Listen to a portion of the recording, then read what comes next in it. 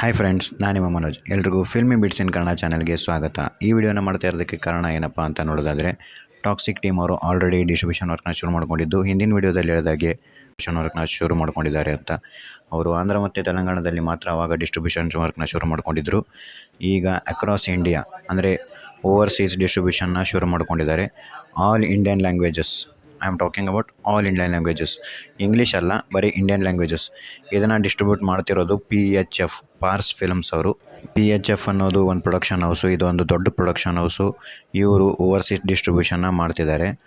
ಆಮೇಲೆ ಇನ್ನೊಂದು ಅಪ್ಡೇಟ್ ಹೇಳಬೇಕು ಅಂತ ಹೇಳೋದಾದರೆ, ಟಾಕ್ಸಿಕ್ ಈಗ ಆಲ್ರೆಡಿ 650 crore ಕಲೆಕ್ಟ್ ಮಾಡಿದೆ ಅಂತ ಕೆಲವೊಂದು ನ್ಯೂಸ್ ಬರ್ತಾ ಇದೆ. ಅದು ಹೇಗಪ್ಪ 650 crore ಕಲೆಕ್ಟ್ ಮಾಡಿದೆ ಅಂತ ನೋಡೋದಾದರೆ, ಈ OTT ಆಗಲಿ ಅಥವಾ ಯಾವುದಾದ್ರೂ ನೆಟ್ಫ್ಲಿಕ್ಸು, ಅಮೆಝಾನು ಯಾವುದೇ ಇರಲಿ, ಅದರಿಂದ 300 ಕೋಟಿ ಆಫರ್ ಬಂದಿದೆ ಅಂತ ಕೇಳಿಬರುತ್ತೆ.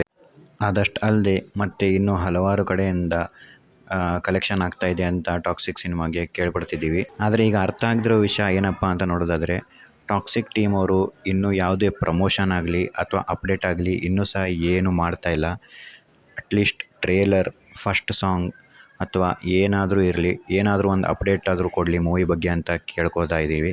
ನೋಡೋಣ, ಮುಂದಿನ ದಿನಗಳಲ್ಲಿ ಏನಾದರೂ ಅಪ್ಡೇಟ್ ಬಂದರೆ ನಾನು ನಿಮಗೆ ತಿಳಿಸ್ಕೊಡ್ತೀನಿ. ಇದಿಷ್ಟು ಹೇಳ್ತಾ ಈ ವಿಡಿಯೋನ ಎಂಡ್ ಮಾಡ್ತಾಯಿದ್ದೀನಿ. ವಿಡಿಯೋ ಇಷ್ಟ ಆದಲ್ಲಿ ಲೈಕ್ ಮಾಡಿ, ಸಬ್ಸ್ಕ್ರೈಬ್ ಮಾಡಿ.